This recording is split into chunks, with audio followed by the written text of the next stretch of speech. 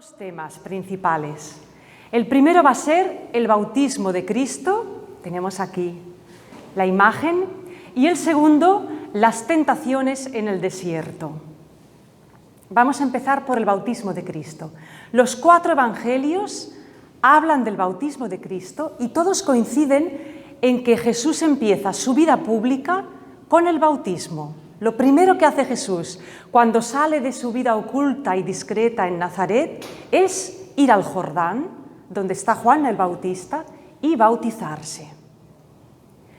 Los evangelios nos relatan que Jesús baja de Galilea, se une a las multitudes que escuchaban a Juan, escucha a Juan y se bautiza en el Jordán. Y vamos a ver qué ocurre en ese momento tan especial que nos explican los 3 evangelios. Vamos a repasar un poco cómo lo dice cada evangelista. El más sencillo de todos es Marcos. En el capítulo 1, versículo 9 y siguientes, leemos la siguiente escena. Por aquel entonces vino Jesús desde Nazaret de Galilea y fue bautizado por Juan en el Jordán. En cuanto salió del agua, vio que los cielos se rasgaban y que el Espíritu en forma de paloma bajaba sobre él. Entonces se oyó una voz que venía de los cielos. Tú eres mi Hijo amado, en ti me complazco. Tan sencillo. Esta es la escena del bautismo según Marcos, muy simple. Jesús baja, se bautiza y en el momento en que sale se oye la voz del cielo. ¿Quién oye esta voz? No lo dice el evangelista, dice se oye una voz. ¿La oye Jesús? ¿La oye Juan el Bautista? El caso es que la voz es del Padre. ¿Y qué dice el Padre? Tú eres mi Hijo amado, en ti me complazco. En palabras de hoy, te quiero, hijo mío, qué alegría tan grande me das. Fijaros qué palabras son las de Dios Padre en el momento en que Jesús empieza su vida pública. No le da consejos, no le pide que haga algo, simplemente le está diciendo, cuánto te quiero, hijo mío, qué alegría me da que estés aquí, a punto de iniciar tu misión. Son unas palabras de aliento, de coraje, las palabras de un padre que lanza a su hijo al mundo y le da ánimos, le da fuerza cuando va a empezar. ¡Qué palabras tan amorosas!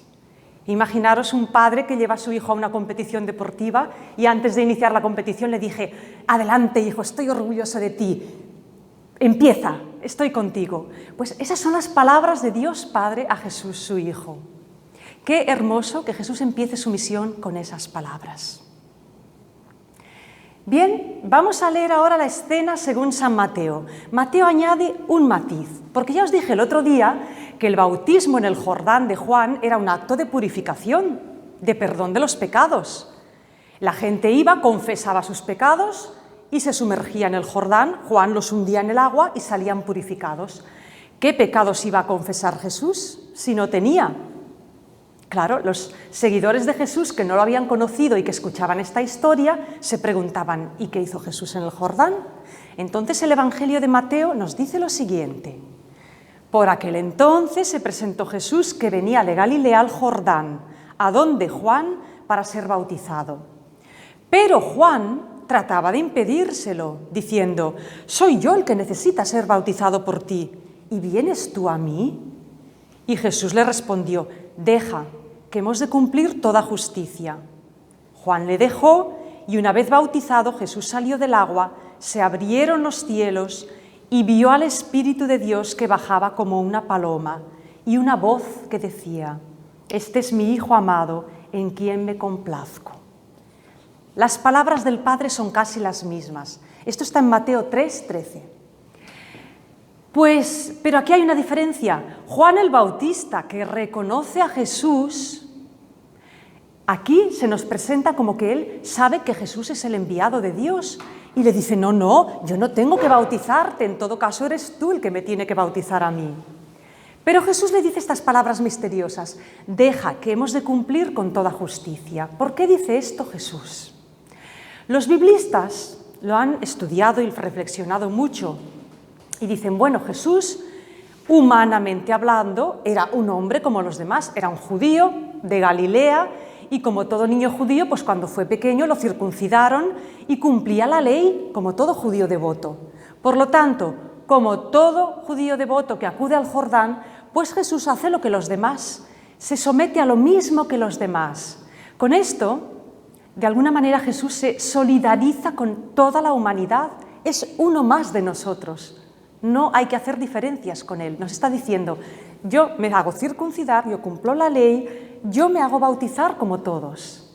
Los biblistas nos dicen, Jesús se identifica con nosotros en todo, humanamente es igual a nosotros en todo, menos en el pecado, que es lo que Mateo explica en su Evangelio.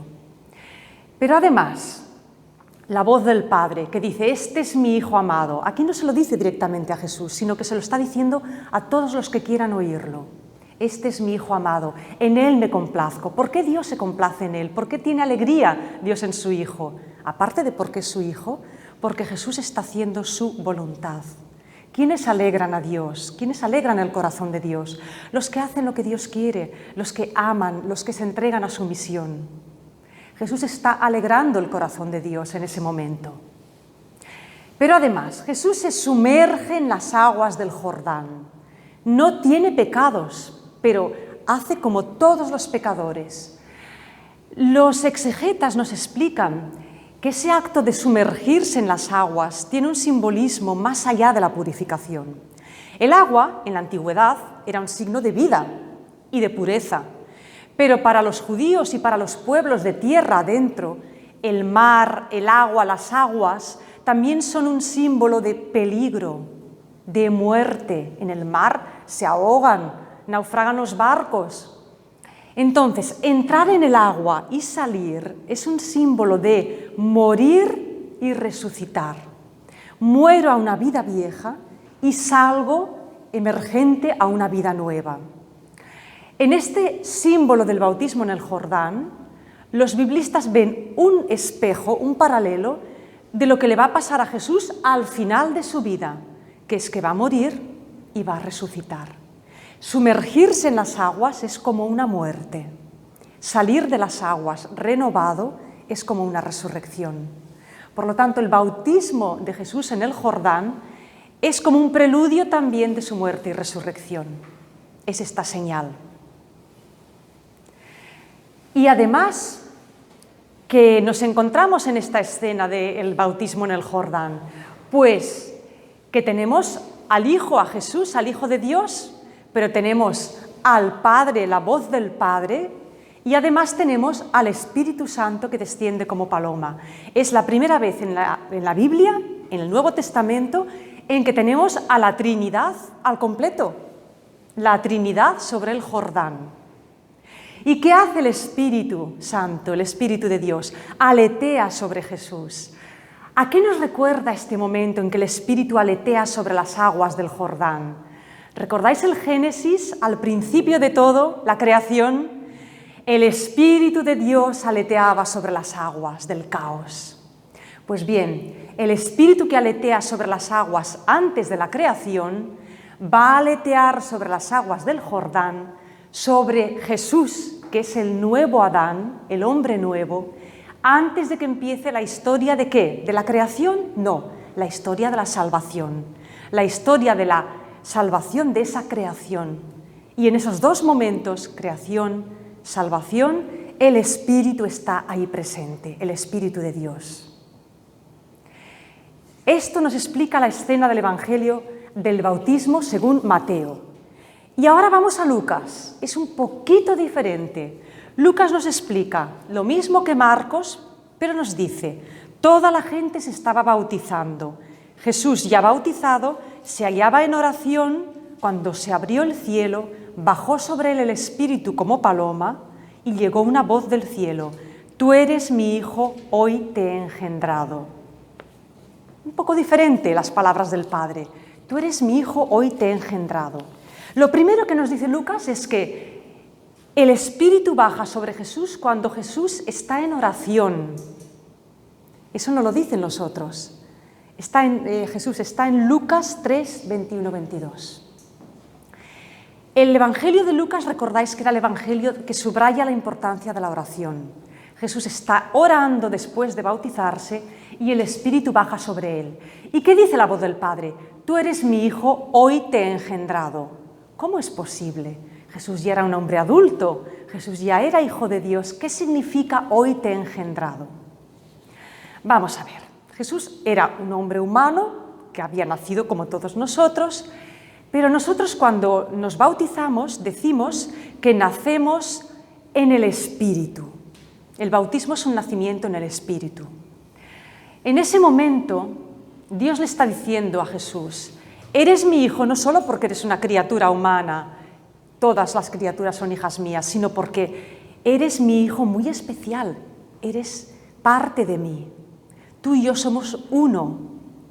Dicen los biblistas que Jesús como ser humano tenía los mismos conocimientos que nosotros y como judío pues se educó en la religión judía y amaba a Dios. Pero como humano, desde su inteligencia humana, ¿Jesús sabía que Él era Dios? Desde pequeñito, desde jovencito, ¿Jesús sabía que Él era Dios? Los biblistas nos explican que en ese momento sobre el Jordán, Jesús cobra conciencia plena de que no solamente es un humano, una criatura de Dios, sino que es un hijo muy especial de Dios. En ese momento, Jesús y el Padre se unen de tal manera que ya nunca se van a separar. Hasta ese momento Jesús había sido un discípulo más de Juan Bautista, uno más que iba a bautizarse al Jordán. A partir de ese momento, Jesús ya no va a continuar siendo un discípulo del Bautista, ahora va a continuar su camino sabiéndose el ungido de Dios, el amado de Dios, el hijo predilecto de Dios. Es en ese momento cuando Jesús ya tiene clarísimo qué debe hacer, el momento del bautismo. Ahí empieza su misión. Y vamos a ver qué pasa con el Evangelio de Juan, que es el más diferente de todos. Juan no explica el bautismo de Cristo como lo explican los demás. De hecho, no lo explica directamente, sino indirectamente. Es Juan el Bautista, quien habla de Jesús. Lo vemos en el capítulo 1, Juan 1, 29. Al día siguiente, al ver a Jesús venir hacia él, dijo Juan el Bautista, «He ahí al Cordero de Dios que quita el pecado del mundo. Este es de quien yo dije, detrás de mí viene un hombre que se pondrá delante de mí, porque existía antes que yo. Yo no le conocía, pero he venido a bautizar con agua para que él sea manifestado a Israel». Y Juan dio testimonio diciendo, «He visto al Espíritu que bajaba como una paloma del cielo y se quedaba sobre él. Yo no le conocía, pero el que me envió a bautizar con agua me dijo, aquel sobre el que veas bajar el Espíritu, ese es el que bautiza con Espíritu. Yo lo he visto y doy testimonio que ese es el elegido de Dios». ¿Qué nos dice Juan Bautista? Es él quien ve al Espíritu bajar sobre Jesús. Es Juan Bautista el que señala a Jesús y dice, este es el Cordero de Dios. ¿Qué quiere decir esta frase?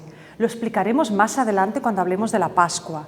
Pero el Cordero de Dios es el Cordero que se sacrifica en la Pascua de los judíos. ¿Y qué sentido tiene un sacrificio en la Pascua judía? Reconciliar al pueblo con Dios. Juan está diciendo que Jesús es el Cordero, el que va a ser sacrificado. Está diciendo que Jesús va a entregar su vida para reconciliar a su pueblo con Dios. Jesús está explicando ni más ni menos que la misión de Jesús y está confirmando que Jesús es el elegido de Dios. Y dice 2 veces, yo no le conocía, pero el que me ha enviado me ha dicho, ese es. Cuando se repite algo en la Biblia, recordad, es muy importante. ¿Cómo es que Juan no le conocía? Sí, Juan conocía a Jesús, sabía que era su primo, sabía que llevaba un tiempo con él, a su lado, escuchándole, ayudándole, pero no sabía que era el enviado de Dios, no sabía que Jesús era Dios. En el momento del bautismo, Juan Bautista reconoce quién es Jesús. Jesús cobra conciencia de quién es y Juan Bautista también. Yo lo he visto y doy testimonio. ¿Por qué el evangelista Juan insiste en esto? Porque ya os conté que después de la muerte de Jesús, en la primera iglesia, en las primeras comunidades, Juan el Bautista continuó teniendo discípulos, seguidores de él, y algunos estaban un poco dubitativos y confundidos. Pensaban, ¿quién es el Mesías? ¿Es Jesús o es Juan el Bautista? Cuando Juan escribe su Evangelio, quiere dejar muy claro que el Mesías es Jesús y que Juan el Bautista es el precursor, el profeta que va delante de él.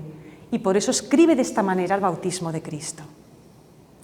Así que en el bautismo Jesús empieza su carrera, su misión, su andadura, de la mano del Padre, con todo el amor del Padre que le dice, adelante, hijo mío, con el Espíritu Santo, inspirándolo, apoyándolo, siempre con él. Y Jesús inicia pues ese camino en el bautismo que representa su misión, la pasión, el entrar y salir del agua, son una imagen de la pasión que va a sufrir. Y por último, cuando sale del agua bautizado, la vida nueva, esa vida nueva que es la que Jesús nos viene a ofrecer, una vida renovada, regenerada, que en última instancia va a ser una vida eterna. En el bautismo de Jesús tenemos el resumen de su misión, el significado de su vida y ese gesto con el que empieza. Fijaros qué hermoso y por eso es tan importante. Ahora, hemos hablado del bautismo de Jesús, pero ¿a nosotros esto qué? Porque nosotros estamos bautizados todos. ¿Cómo se relaciona el bautismo de Jesús con el nuestro? A todos nosotros nos bautizaron de pequeñitos, supongo, ¿verdad? Éramos bebés, ni lo recordamos, éramos inconscientes, pero nuestros padres lo hicieron porque para ellos era importante. En el bautismo, Dios Padre nos dice a nosotros, hijo mío, hija mía, eres mi hijo amado, qué alegría me das. Qué alegría me da que en este momento que recibes el bautismo, eres también mi hijo en el Espíritu. Dios nos está diciendo, te amo, hijo mío. El Espíritu Santo, cuando el sacerdote nos echa el agua, está descendiendo sobre nosotros. Todos hemos recibido el Espíritu Santo en el bautismo. Y además, en ese gesto nos hacemos iguales a Jesús, hermanos de Cristo. Y San Pablo, en la carta a los Gálatas, Gálatas 3, lo dice con una frase que a todos os suena, seguro. En el bautismo nos hemos revestido de Cristo. Hemos muerto con Él, hemos resucitado con Él. Nos hemos sumergido en las aguas de la muerte y hemos emergido a la vida nueva del bautismo. En el bautismo somos literalmente hermanos de Cristo, hijos amados de Dios, llenos del Espíritu Santo. Es un regalo inmenso. Yo cuando lo pienso digo, ¿qué regalo nos hicieron nuestros padres cuando nos bautizaron? ¿Sabían realmente que nos estaban dando algo tan grande? Ahora, ¿qué ocurre? Que en el bautismo se nos siembra en nosotros una semilla de eternidad muy grande, de vida de Jesús. Pero claro, esa semilla, somos pequeñitos, somos bebés, esa semilla hay que cuidarla, cultivarla, alimentarla, porque si no, ¿qué ocurre? Bautizas a un niño, su familia no es muy creyente, esa semillita no se cultiva, al niño no recibe una formación cristiana, no va a catequesis, su familia no va a la iglesia, con el tiempo pues pasan los años, ese niño recibe muchas influencias de su entorno, ahora mismo vivimos en una cultura que no es cristiana, pues ¿qué ocurre? Que miles, millones de niños bautizados, esa semillita se les queda ahí como una espora sequita, latente, está viva pero no ha podido crecer. Si esa semilla no se cultiva, queda como muerta.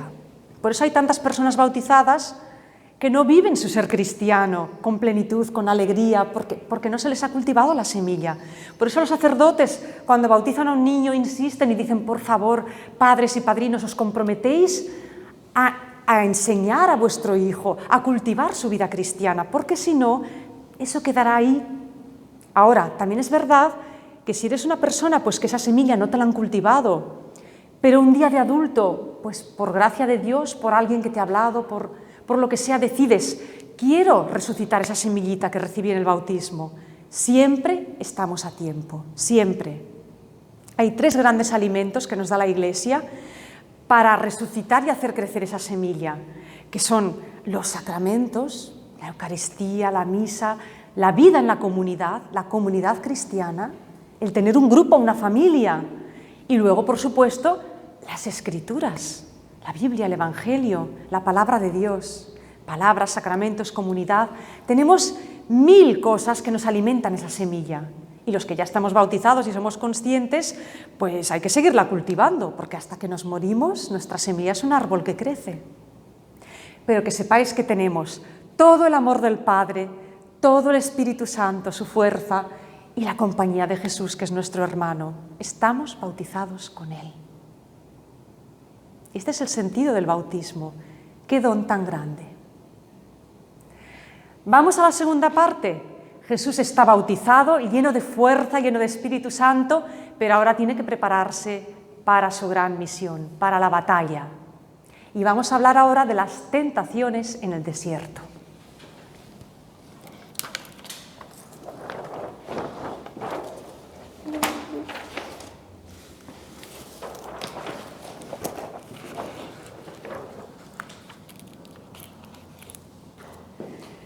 Bueno, después del bautismo ya Jesús es tan consciente de su misión que ve la necesidad de prepararse y se va al desierto. Y nos dicen los evangelios que se va 40 días, con 40 noches. El número 40. La semana pasada Jesús preguntaba, ¿eso de irse al desierto tiene un significado? Claro que lo tiene. Y 40 días también. 40 en la Biblia es una cifra simbólica. 40 quiere decir un periodo de cambio, un periodo de transición, de paso. Los 40 años del Éxodo por el desierto, ¿recordáis? Bueno, pues en esos 40 días Jesús se va a preparar para lo que le espera. ¿Y qué hace? Se va solo, completamente solo. Por primera vez en su vida está solo del todo. Ya no está en Nazaret rodeado de su familia y de sus vecinos, no está rodeado de multitudes con Juan en el Jordán, está solo. Pero cuando uno se va a hacer soledad, a un desierto, a un retiro, a una ermita, nunca se queda solo del todo, nunca. El desierto es un lugar de soledad, de oración, de preparación y además Jesús ayuna. Cuando uno ayuna, el cuerpo está totalmente liberado para que todas las energías, todas las fuerzas vayan al espíritu, a la mente, a prepararse. No hay distracción. Al principio pasas hambre, luego pasas un periodo en que el cuerpo se tranquiliza y todas tus fuerzas van para aquello que tienes en tu mente y en tu corazón. Bueno, pues en esos 40 días que Jesús pasa en el desierto, ¿qué ocurre? Las tentaciones de Cristo en el desierto las relatan solo los 3 evangelios sinópticos, Mateo, Marcos y Lucas. Juan no las explica. Y cada evangelista las explica de una manera. Por ejemplo, vamos a Marcos, que es el más breve. Marcos solo dice, luego, después del bautismo, el Espíritu lo llevó al desierto y estuvo durante 40 días, siendo tentado por Satanás y vivía entre las bestias salvajes, pero los ángeles le servían. Punto. Marcos 1:12. Estaba en el desierto, siendo tentado, sin más detalle, rodeado de bestias y animales salvajes, y los ángeles le servían. Jesús estaba rodeado de naturaleza, como Adán en el paraíso rodeado de animales y plantas salvajes. Pues así está Jesús. No solo está en el desierto, sino que la naturaleza lo rodea, los ángeles le sirven, Dios le envía ángeles, y otro compañero no tan amable está tentándole. Pero Marcos solo dice esto. El lugar de oración es un lugar de prueba. Mirad, cuando una persona hace retiro y hace oración y está muy cerca de Dios, ese es el lugar preferido del diablo para ir a tentar. ¿A quién va a ir a tentar el diablo? A los que están cerca de Dios, son sus blancos favoritos. Y el diablo va. Y ahora veremos por qué. Vamos a leer Mateo y Lucas. Tienen un relato de las tentaciones casi idéntico. Para elegir uno vamos a coger el de Lucas porque lo único que cambia es el orden de las tentaciones. Dice, Lucas 4:1-13. El Espíritu Santo lo llevó al desierto. Durante 40 días fue tentado por el diablo y no comió nada y al final tuvo hambre. Entonces el diablo le dijo: «Si eres hijo de Dios, di que estas piedras se conviertan en pan». Jesús respondió: «Está escrito, no solo de pan vive el hombre». Luego el diablo lo llevó a un lugar alto, le mostró todos los reinos del mundo en un instante y le dijo: «Te daré todo este imperio y el esplendor de estos reinos, que son míos, y yo se los doy a quien quiero. Si te pones de rodillas y me adoras, todo será tuyo». Jesús le respondió: «Está escrito, al Señor tu Dios adorarás y solo a Él darás culto». Entonces el diablo lo llevó a Jerusalén, lo subió al alero del templo y le dijo: «Si eres hijo de Dios, tírate de aquí abajo, porque está escrito, enviará a sus ángeles y te recogerán, para que no tropiece tu pie con ninguna piedra». Jesús le respondió: «También está escrito, no tentarás al Señor tu Dios». Acabada toda tentación, el diablo se alejó de él hasta un tiempo más oportuno. Vamos a ver este escrito paso a paso. Lo primero que nos encontramos aquí es al señor Satán, Mr. Demonio. Satán, ¿quién es Satán? En el Antiguo Testamento veíamos que había un Satán que estaba en el Consejo de Dios como fiscal acusador. ¿Recordáis el libro de Job y otras lecturas? En la visión cristiana, Satán no es un ministro, un funcionario del cielo. Satán es un ángel caído, es un servidor de Dios que se ha vuelto rebelde y ha decidido: no serviré a Dios, y unos cuantos lo siguen. Satán es un ángel, es un espíritu puro. Los espíritus son inteligentes, libres y capaces de amar como Dios. La diferencia con nosotros es que no tienen cuerpo, son puramente espirituales, son todo espíritu. Como son libres, pueden elegir servir a Dios o no. Satán eligió no servir a Dios. Entonces, ¿cuál es el gran deseo de Satán? Su gran intención. ¿Qué es lo que quiere el diablo? Destruir la creación de Dios. Su misión es destruirla. ¿Pero cómo lo va a hacer? Porque en realidad Satán no es poderoso como Dios, ni mucho menos. Es una criatura de Dios, depende de Dios para existir. ¿Cómo se las ingenia Satán para destruir la creación? No la puede destruir, pero la puede dañar y la daña. Pues se vale de un arma que le funciona muy bien, la mentira. Y la mentira la utiliza en forma de tentación. Satán tiene un plan muy inteligente y sibilino. Utiliza la mejor obra de Dios, que es el ser humano, para destruir la obra de Dios. Imaginaros qué perverso, qué retorcida es la mente del demonio, que dice: voy a coger la obra preferida de Dios, lo voy a engañar, y esa misma obra predilecta de Dios va a destruir la creación de Dios. Es destructivo. Ahora bien, ¿cómo va a convencer Satán a la obra de Dios, al ser humano que también es inteligente y libre y capaz de amar? ¿Cómo lo va a convencer para que siga sus planes y no los de Dios? Con la mentira, con la tentación. ¿Cómo lo hace Satán para tentar? Pues lo hace tentando con cosas aparentemente buenas. El demonio nunca te va a tentar con algo malo, nunca. Te va a ofrecer cosas que parecen muy buenas. ¿Y cómo va a tentar a Jesús? Lo va a tentar con tres cosas, que son tres cosas que todo ser humano, en el fondo de su corazón, desea, necesita y quiere. Mirad, sobre todo para los hombres y mujeres de la antigüedad, que tenían más necesidades que nosotros. ¿Qué tres cosas necesita el ser humano? El pan, el alimento, la paz, la espiritualidad, el sentir que mi espíritu está bien, está protegido por Dios. Y la otra gran aspiración del ser humano es la tierra, el tener un dominio, un poder sobre una casa, un país, un reino, unas personas, el deseo de posesión de pertenencia y de posesión, de tener un poder. Esas tres grandes aspiraciones del ser humano, Satán las utiliza como quiere. Son las tres grandes tentaciones, no solo de Jesús, sino de toda persona en este mundo. Y también, lo veremos luego, las tres grandes tentaciones de la Iglesia. Pan, paz y tierra. Fijaros que se relacionan con tres peticiones del Padre Nuestro. Danos, Señor, el pan de cada día. Venga a nosotros tu reino. Hágase tu voluntad.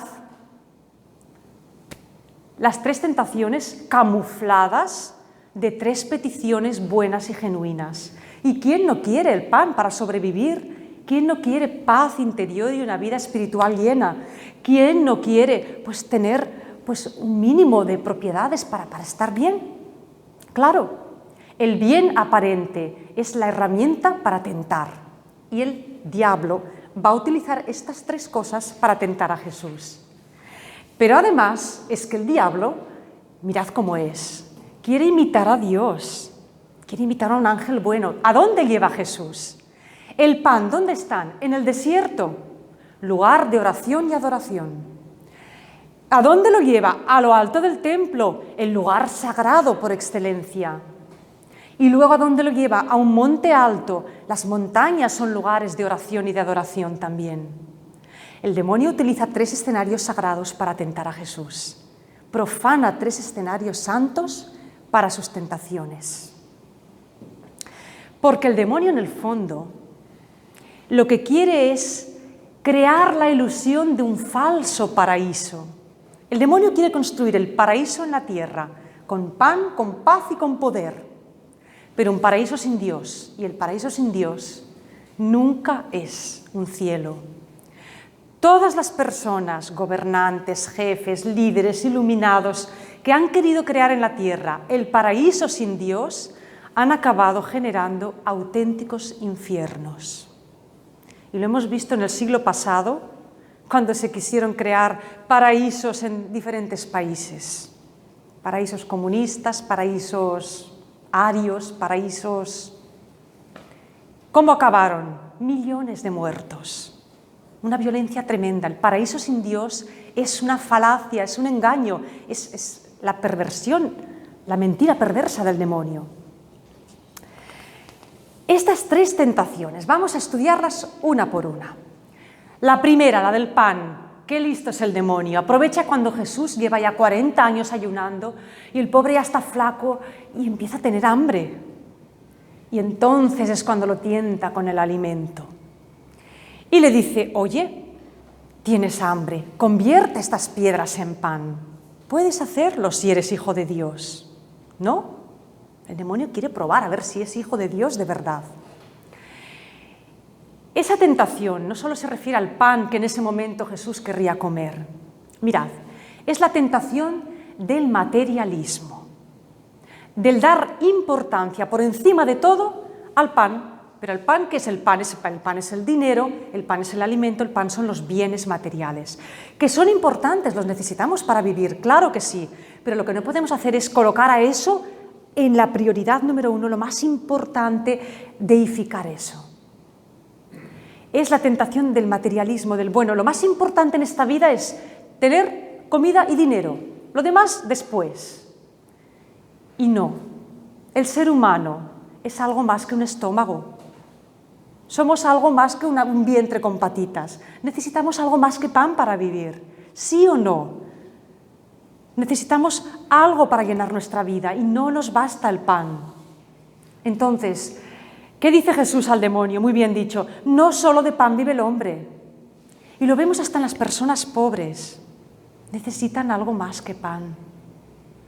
Claro, los paraísos materialistas. ¿Qué dicen los políticos? Bienestar social, que todo el mundo tenga economía. La economía es el Dios. Economía, economía, dinero, prosperidad para todos. No basta eso. No basta eso. La Rusia comunista y la China comunista, ¿qué intentaron? Pan para todos. ¿Qué consiguieron? Pobreza para todos y un vacío terrible en el alma. Yo he escuchado a personas de países comunistas del otro lado del muro de Berlín que he estado hablando con ellas y me han dicho, El comunismo nos ha dejado KO, nos ha matado el alma, nos ha hecho tanto daño, no solo en lo económico, es que nos ha destruido por dentro. No solo de pan vive el hombre. Y ojo, porque también es una tentación de la Iglesia.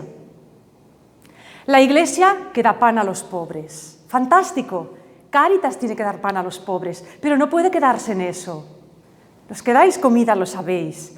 No podemos limitarnos a dar de comer, venga, a la gente como si fueran animales de ganado. No, hay que darles dignidad. Son seres humanos, quieren algo más que pan, quieren una palabra amable, quieren afecto, quieren que les llames por su nombre, quieren sentirse seres humanos. La Iglesia no puede ser una ONG.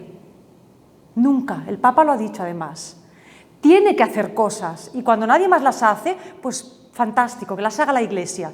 Muchas veces es la única que hace esto, pero no puede limitarse a dar pan. La Iglesia no es un despacho de pan.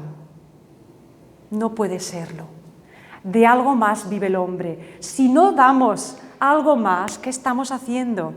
Jesús, como Hijo de Dios, podía hacer milagros, podía dar pan a todo el mundo, podía acabar con la pobreza de su pueblo. Todo el mundo lo hubiera seguido en masas. Y además Jesús, de hecho, más tarde multiplicó los panes. 2 veces multiplicó los panes para alimentar a miles.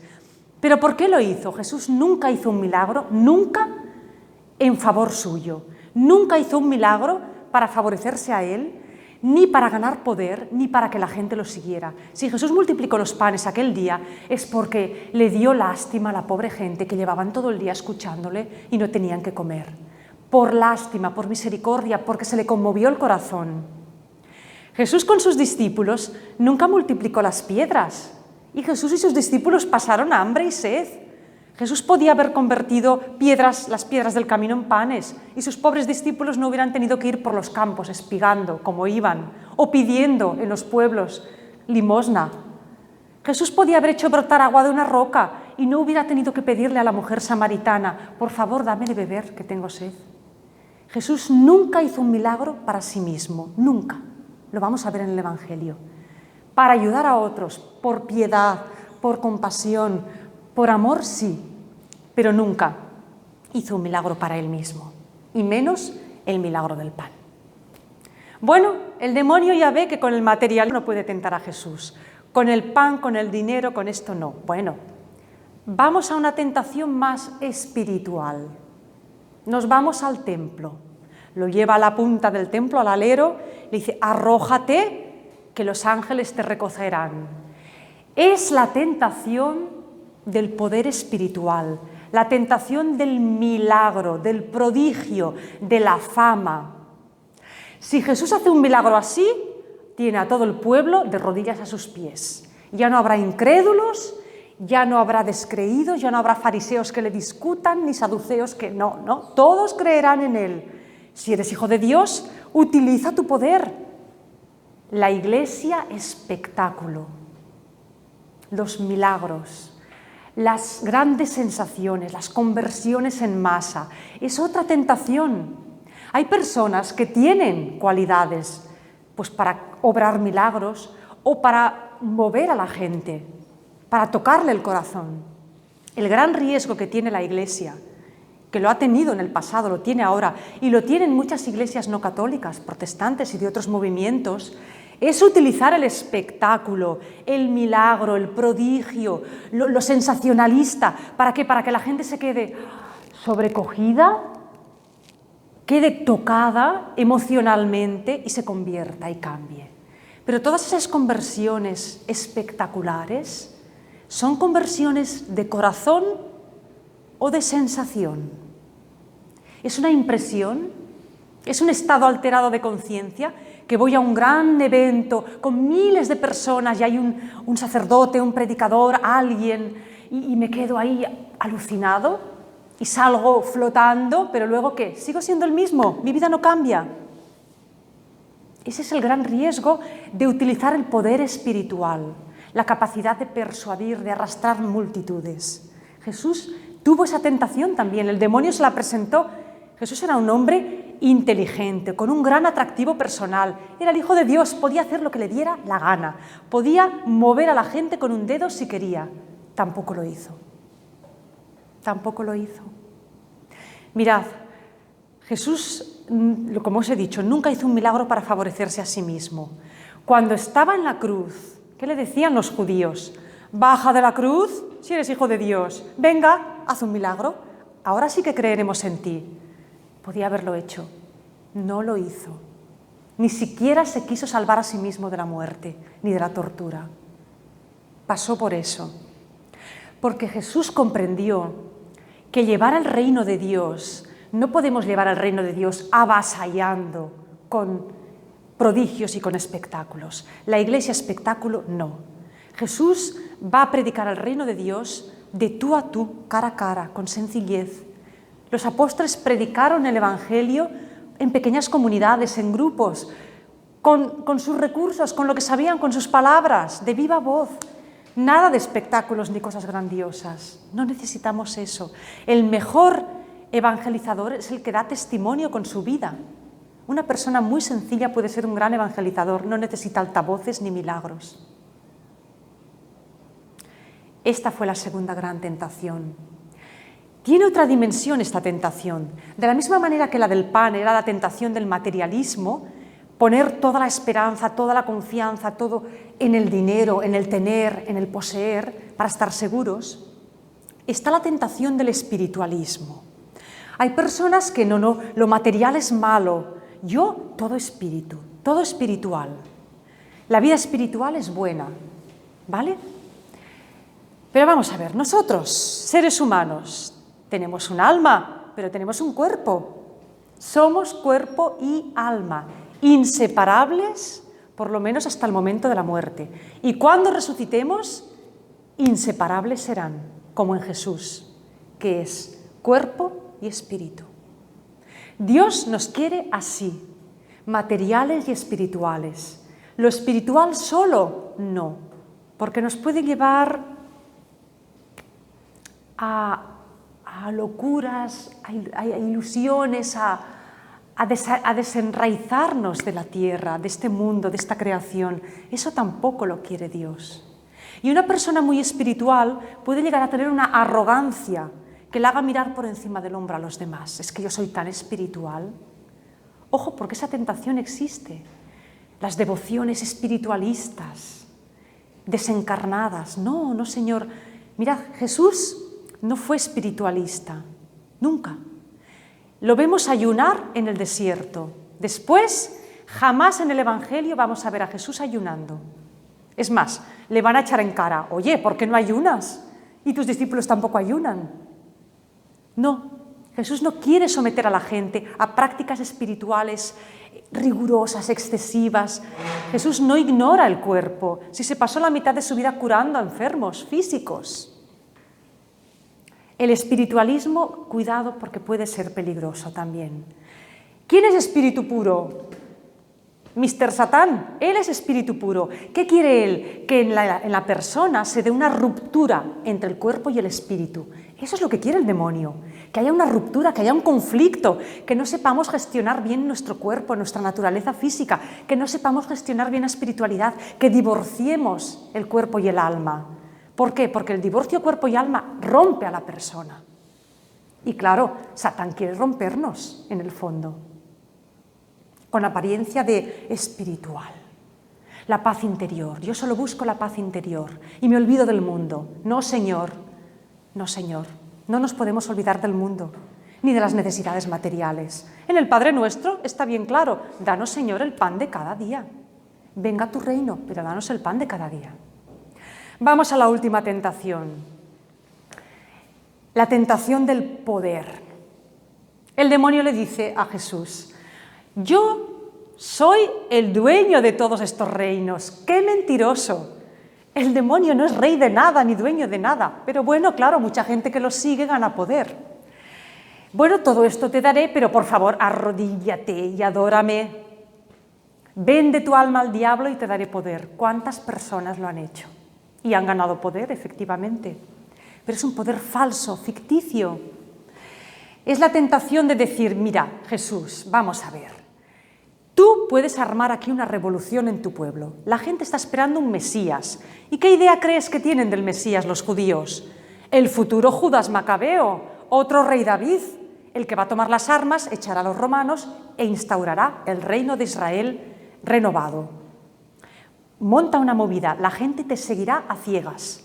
Arma a tus seguidores y hazte con el poder, porque tú no vas a ser un rey tirano, tú serás un rey bueno, un rey justo, vas a imponer la justicia, nadie pasará hambre, no habrá delitos, no habrá crímenes. Utiliza el poder para cosas buenas. Qué tentación más fuerte esta, ¿verdad? Otra tentación que también ha tenido la Iglesia, y lo sabemos por los siglos pasados, la Iglesia que empezó siendo pequeñas comunidades perseguidas, cuando la Iglesia creció y ganó poder, pues ya sabemos lo que ha hecho la Iglesia. La historia de la Iglesia está llena de guerras, de papas que se portaban como reyes y emperadores, la Inquisición, las cruzadas, tantas cosas. Qué poderosa ha sido la Iglesia y todavía lo sigue siendo en cierto modo. Es la tentación de la Iglesia politizada, la Iglesia que se casa con el poder. ¿Para qué? ¿Para instaurar el reino de Dios? Sí, pero ¿con qué? Con la espada, con la fuerza, con la imposición, con la obligación. Esta tentación, claro, es muy fuerte, pero pasa por algo muy importante, que es que Dios, claro que Dios quiere la justicia, Dios quiere que todos creamos en Él, que no haya pobreza, pero por la fuerza de las armas, nunca. Por la fuerza de la imposición, de la ley, del castigo, nunca. El demonio se ha olvidado que Dios, claro que quiere que su reino se extienda, pero hay una cosa por la que Dios nunca va a pasar. Nunca. Dios nos ha hecho libres.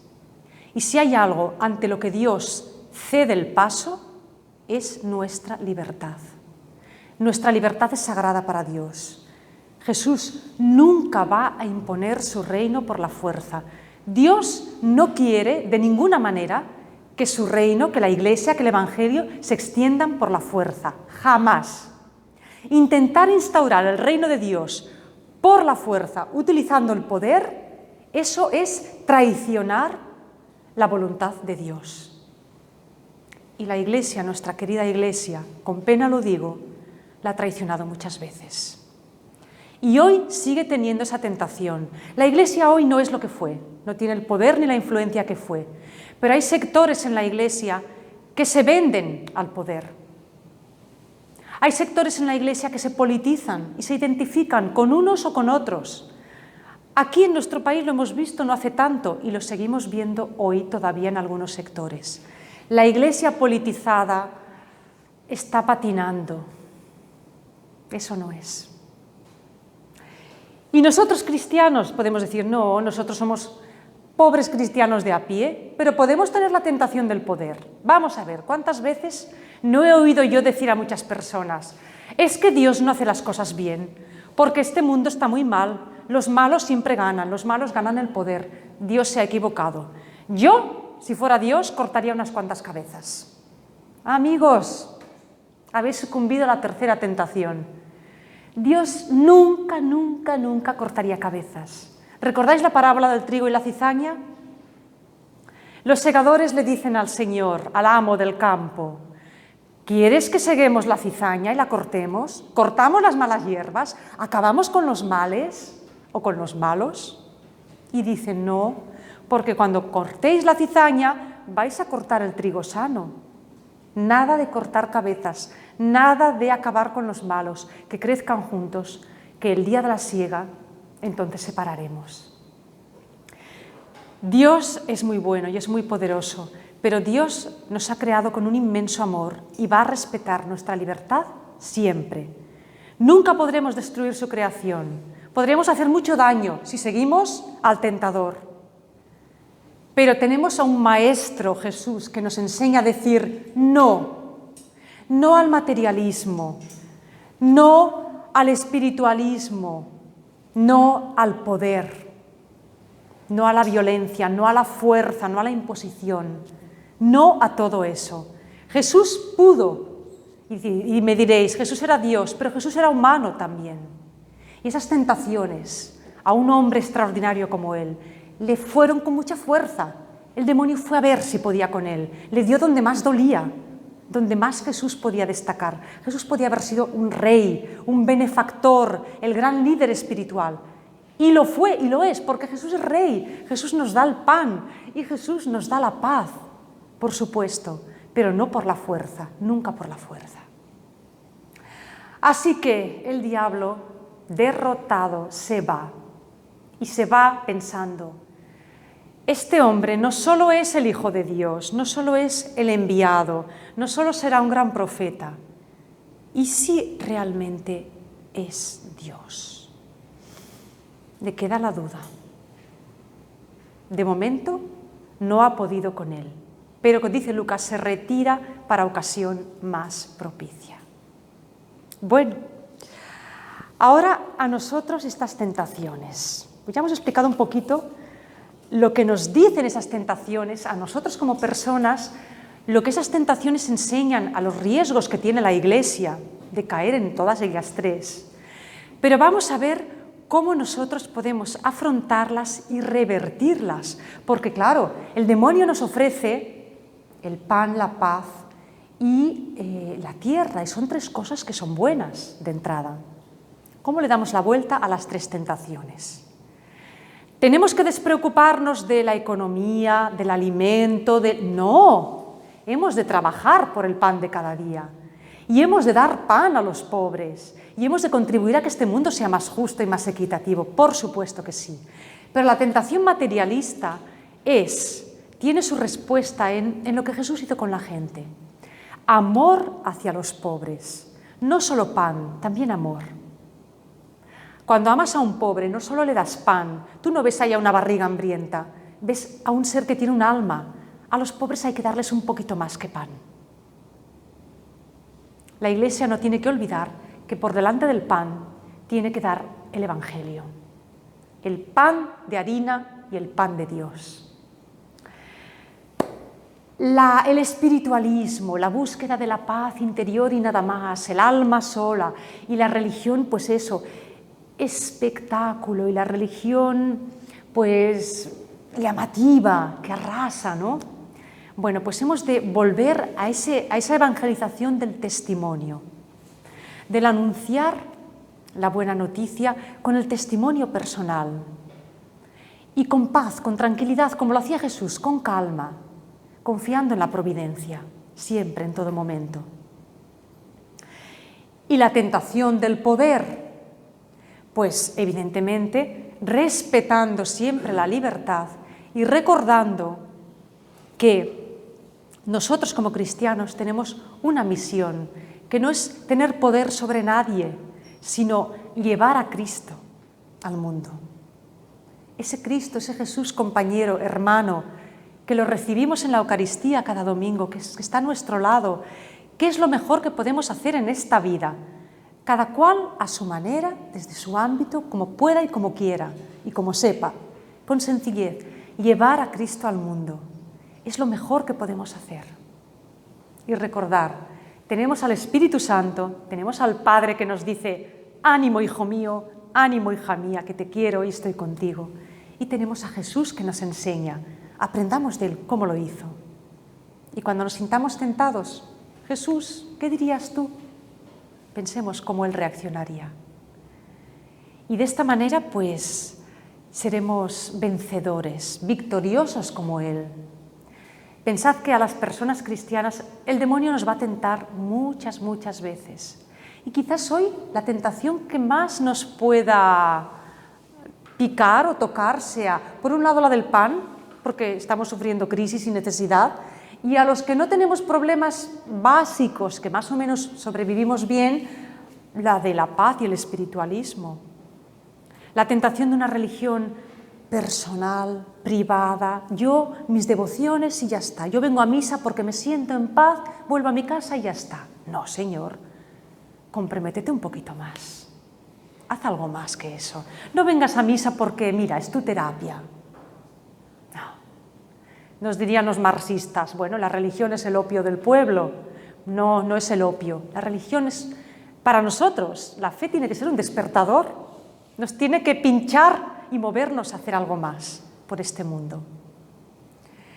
Bueno, pues hasta aquí hemos llegado explorando las tentaciones y vemos cómo Jesús, después de bautizarse con la fuerza de Dios, después de superar la prueba, ahora sí que está preparado para empezar su misión, que veremos a partir de la semana que viene. Si alguien quiere hacer alguna pregunta, pues adelante. Jesús, ¿qué edad tenía cuando el bautismo? Vamos a ver, si nació entre el año 6 y 7 a.C.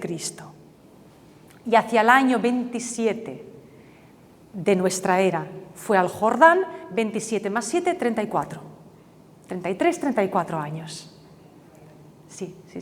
La misma edad que Juan el Bautista, que ya os dije que era una edad que en aquella época un hombre de 30 y pico era un hombre adulto, maduro, responsable. Aunque para nosotros todavía es joven, pero es así. Sí. ¿Alguna pregunta más? ¿Os ha llamado la atención algo, de alguna duda? Lo del demonio, lo del Satán. El demonio, claro. A ver, hoy día mucha gente dice que el demonio no existe. Está por todos sitios. Pero sí, la evidencia está ahí. A él no lo vemos, pero sus obras sí que las vemos. La obra de Dios también. Evidentemente, no hay que verlo como una cabra con un rabo y unos cuernos. Eso son imaginerías posteriores. El demonio no tiene imagen, es espíritu puro. Es un ángel caído, pero un ángel que ha elegido destruir la obra de Dios. Y pensad que el demonio es muy seductor. ¿Cómo nos va a engañar? No nos va a engañar con 4 rabos y con un aspecto horrible. No nos va a engañar tentándonos con cosas malvadas. Nos va a engañar siempre con cosas buenas. Cosas buenas no tan buenas como las mejores. Sonaron las campanas. Muchas gracias por venir y nos vemos la semana que viene.